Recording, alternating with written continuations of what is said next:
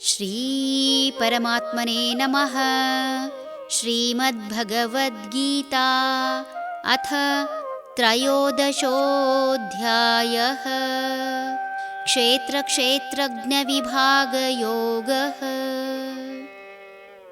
ಅನ್ಯೇ ತ್ವೇವಮಜಾನन्तಃ ಶ್ರುತ್ವಾನ್ಯೇಭ್ಯ ಉಪಾಸತೆ ತೇಪಿ ಚಾತಿತರಂತ್ಯೇವ ಮೃತ್ಯುಂ ಶ್ರುತಿಪರಾಯಣಾಃ.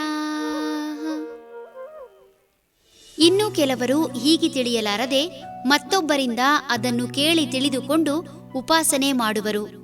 ಮತ್ತೊಬ್ಬರು ಹೇಳಿದ್ದನ್ನೇ ಪ್ರಮಾಣವೆಂದೆಣಿಸುವ ಅವರೂ ಕೂಡ ಮೃತ್ಯು ಸಂಸಾರವನ್ನು ದಾಟುವರು. ಜ್ಞಾನದ ಹಸಿವು ಎಲ್ಲರಿಗೂ ಇರುವಂತಹದ್ದೇ. ಆದರೆ ಯಾವ ವಿಷಯ ಅವಶ್ಯಕ, ಯಾವುದು ಅನವಶ್ಯಕ ಎಂಬುದನ್ನು ತಿಳಿಯಲಾರದೆ ಗೊಂದಲದಲ್ಲೇ ಜೀವನ ಸಾಗುತ್ತದೆ.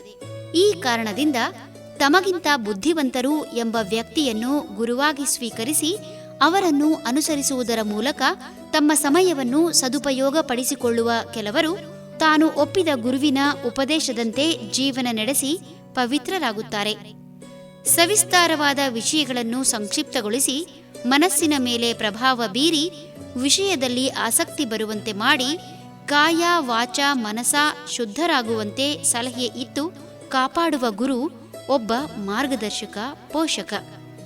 ಮೋಹ ಪಾಶದಿಂದ ಬಿಡಿಸುವ ಹರಮುನಿದರು ಗುರು ಕಾಯ್ವ ಎಂಬಂತೆ ತನ್ನ ಶಿಷ್ಯನ ಎಲ್ಲಾ ಪ್ರಶ್ನೆಗಳನ್ನು ಉತ್ತರಿಸುವ ಗುರು ಜ್ಞಾನ ಪಡೆಯುವುದಕ್ಕೆ ವ್ಯಯ ಮಾಡುವ ಸಮಯ ಹಾಗೂ ಸಂಪತ್ತನ್ನು ರಕ್ಷಿಸುತ್ತಾನೆ.